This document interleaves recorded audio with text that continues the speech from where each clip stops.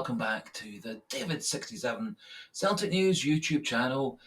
Today's video going to be a review of the Celtic FC Women game yesterday. Their 5-1 win over Montrose in the SWPL, moving them up to 4th place in the table. And so as this video is about the Celtic Girls, the Celtic Women's side, if you're not a follower of that team, there will be more videos for you later in the week, and obviously there's a big back catalogue of lots of other Celtic videos on the channel for viewing. However, if you are a follower of the Celtic women's side, we're going to have a wee chat regarding the goals.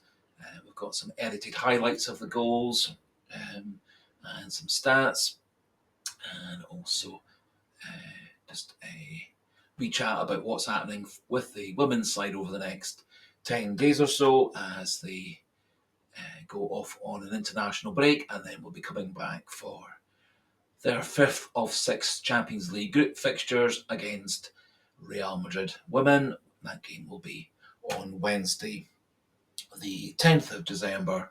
That game will be at New Douglas Park in Hamilton. Before we do crack on with the video, if you are new to the channel and a follower of the Celtic FC women's side, of the girls, or you're a follower of the main Celtic team and not yet subscribed, please do click that subscribe button. If you like the video, please do click the like button. It does help spread coverage of the Celtic women's side, which is done very little by any other channel other than the official Celtic FC YouTube channel.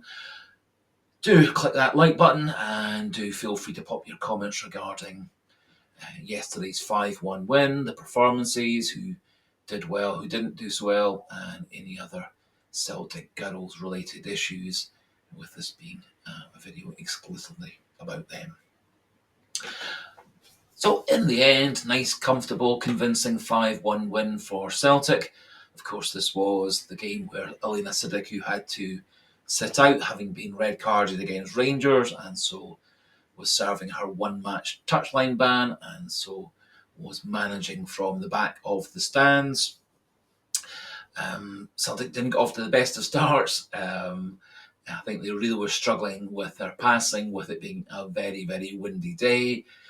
Montrose punted the ball up the other end. The Celtic defence didn't really cover back terribly well. Got slightly out-muscled by the Montrose forwards, and Brown of Montrose put them 1-0 up after 12 minutes. I don't think Lisa Rogers in the Celtic goal had terribly much of a chance of saving it. It was a very well hit shot. I think also probably the wind did change the way the ball flew over her and into the goal. However, Celtic did strike back in the 20th minute. Amy Gallagher scoring a goal. Nice move down Celtic's left. Ball broke into the box. Emma Lawton had a shot at goal that was blocked and deflected to the side, and Amy Gallagher very cleverly smashed the ball into the top of the net, keeping Celtic level at 1-1. Celtic were pretty much the team doing all of the attacking for the rest of the first half, but again, I think largely due to the wind, a lot of balls were being blown off course or were carrying further than was expected, and also the pitch did seem rather slick. Celtic did get on top just after half time. They scored 3 goals in the space of 5 minutes. First, Saoirse Noonan scored with a rebound, a corner from Lucy Ashworth-Clifford on Celtic's right. She hit a really nice ball into the 6-yard box. Saoirse Noonan rose above all the other players, headed the ball towards goal. The ball rebounded off a Montrose defender on the line, straight back to Saoirse Noonan on the 6-yard box, and she's very smartly volleyed the ball into the net. There are 1 or 2 wee inaccuracies on the Celtic FC official internet site.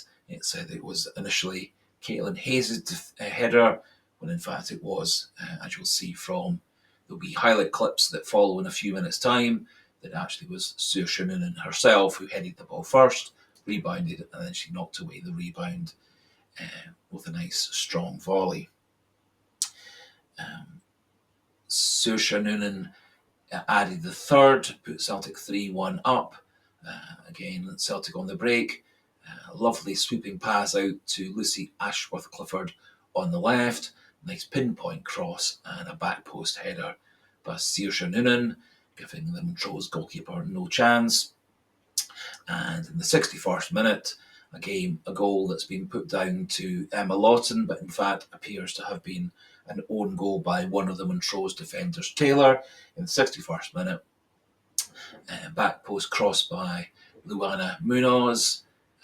Emma Lawton pressurised the Montrose defender, Taylor, and the ball appears to have come off Taylor's shoulder and head and gone into the net. Many sites are giving the goal to Emma Lawton, although officially it has been given down as an own goal in the 61st minute. So 4-1 up at that point. Celtic did have quite a number of further chances, some very good goalkeeping by the Montrose goalkeeper, some good frantic defending by the Montrose defenders, and a wee bit of wayward shooting by the Celtic attackers and midfielders. Kept the score at 4-1 until the 81st minute when Saoirse Noonan completed her hat-trick. In the 81st minute, nice ball by Emma Lawton that found Maria McInerney out on the right. She broke into the box, nice right-footed cross, and Saoirse Noonan sweeping the ball across the goalkeeper into the far right corner. Nice controlled finish, 5-1 up. Celtic did have a few more chances as the game petered out, but after a couple of minutes of added time, the referee drew the game to a close and Celtic ended up with a 5-1 win. I think given Celtic's dominance, they probably could have scored a few more goals, but in general they were quite a lot more efficient in front of goal, and I think 5-1 on the day was quite a fair result. So just going to pop in those goal highlights. We've got the copyright disclaimers as well, as the footage is taken from yesterday's BBC Sport Scotland coverage. After the video highlights, we'll have a wee chat regarding the stats and how I feel things are going with the women's side at the moment.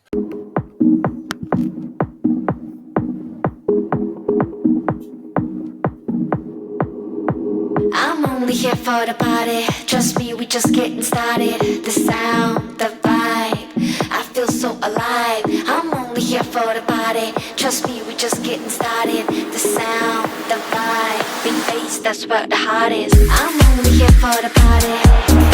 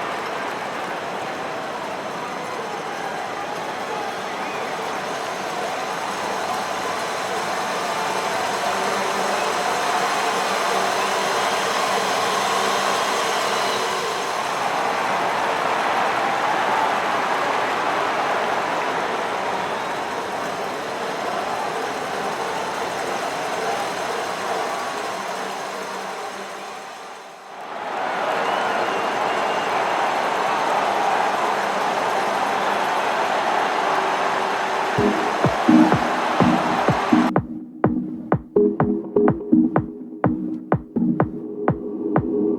only here for the party. Trust me, we just getting started. The sound, the vibe, I feel so alive. I'm only here for the party. Trust me, we just getting started. The sound, the vibe, big bass, that's where the heart is. Hopefully you enjoyed those edited highlights of the 5 goals yesterday, the Saoirse Noonan hat-trick. So just looking at the stats, Celtic again very, very dominant in this game. Possession was 74-26 in favour of Celtic. Shots were 23-7 for Celtic, 14 on targets for Celtic, just 3 for Montrose. 6 off targets by Celtic, 1 by Montrose. 3 block shots for both Celtic and Montrose. Montrose goalkeeper made 7 saves, and she actually had a good game. And is it not for the fact that she actually made some very good, smart saves? The score could easily have been 9 or 10. Lisa Rogers in the Celtic goal, deputising for Kelsey Doherty, did make 2 saves, and did actually make a very good save just after Celtic went 2-1 up, coming out and blocking a good shot by the Montrose player. The ball actually very quickly broke to Celtic up the other end to go 3-1 up in that case, and corners 10-1. So I think the stats again show Celtic very much on top. 23 shots, so really we would be hoping for goals maybe around the high single figures or low double figures with that number of shots, especially with 14 on target. But as I said, some good, strong defending by Montrose, blocking shots, and some good goalkeeping by a very promising young goalkeeper playing for Montrose, who made 7 good saves for her team. As I said, Celtic's next match after the current international break, where a few players are away in the Scotland squad. Shannon McGregor and Kelly Clark are in the Scotland squad for their playoff against Finland. Caitlin Hayes is away with the Ireland squad, and so hopefully all of them come back fit and fresh for Celtic's next match, which, as I said, is on the 10th of December, and that's the Women's Champions League match day 5, and that's going to be at Hamilton against Real Madrid Women. And maybe if all the fates and a bit of luck are on Celtic's side, maybe they'll get a point in that game. And I think Celtic's best chance of getting a point or even 3 points is going to be the final game, the away game against 20 Onshide, who beat us obviously 2-0 in the first game of the series, but have equally been having a lot of problems coping with the power of Real Madrid and Chelsea. And so I think the last game of this Champions League experience in mid-December, Celtic do have a good prospect of a point or an outside chance of 3 points that evening. As I said, it does move the girls up to 4th place. They're within striking distance of Rangers and Glasgow City above them. And they are in not too dissimilar a position to that which they were in mid-January of this year, where Elena Sadiku got off to a wee bit of a sticky start, having taken over from Fran Alonso. And as you're all aware, we came back from being points down to Rangers at the turn of the year to winning the title on that glorious sunny afternoon in mid-May. So that finishes off today's Celtic FC Women video for now. Just a wee quiet suggestion, encouragement. If you're not yet subscribed to the channel, please do click that subscribe button. Even just 1 or 2 new subscribers per day makes me just so happy. So that would be a wonderful wee cheering up thing on a miserable, windy, cold, wet day. Do click that like button if you like the video. It does help spread the good name of the Celtic FC Women's side, the Celtic Girls, and do pop your comments into the comment section regarding the performance, the players, and your own thoughts regarding our chances against Real Madrid women and 20 Day at the end of the Champions League campaign. And so until the next Celtic FC Women, Celtic Girls video, goodbye and hail, hail.